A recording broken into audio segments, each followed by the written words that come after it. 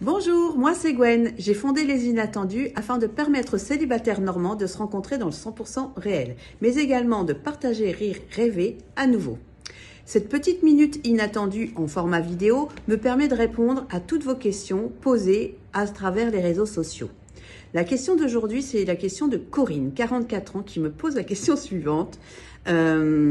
Combien de temps dure l'amour? Alors pourquoi je rigole? Parce que justement c'est une question qui quand même, merci Corinne de l'avoir posée, qui est quand même pas des moindres. Combien de temps dure l'amour? J'aimerais ne pas avoir à vous effrayer ou autre, mais l'amour, à proprement parler, d'après nos chercheurs, nos docteurs en recherche dans les neurosciences et dans la chimie, nous permet de définir que l'amour c'est un sentiment donc chimique. Donc, scientifique. Donc, il ne dure pas éternellement. Par contre, après, c'est ce que l'on va en faire qui fera qu'effectivement, cette combustion du début va pouvoir se transformer en toujours, en jamais, en un petit peu beaucoup, en passionnément, etc., etc.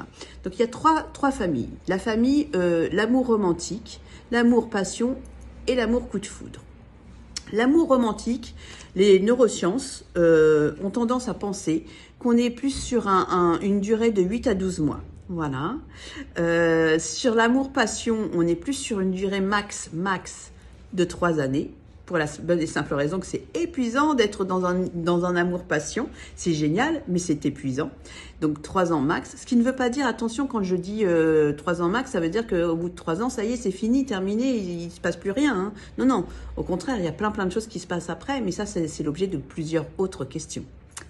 Et donc, du coup, pour répondre à la dernière, l'amour coup de foudre, eh ben, les neurosciences ont tendance à dire que cet amour coup de foudre peut durer entre 3 mois et 3 ans grand maximum. Voilà. Donc du coup, si vous voulez que je réponde à d'autres questions de ce type, n'hésitez pas. Laissez-moi un petit commentaire là juste en bas de la vidéo ou alors écrivez-moi en message privé. Je me ferai un plaisir de répondre soit en privé à vos questions, soit si vous me le permettez, de poser la question ouvertement lors de la prochaine Minute Inattendue. À bientôt.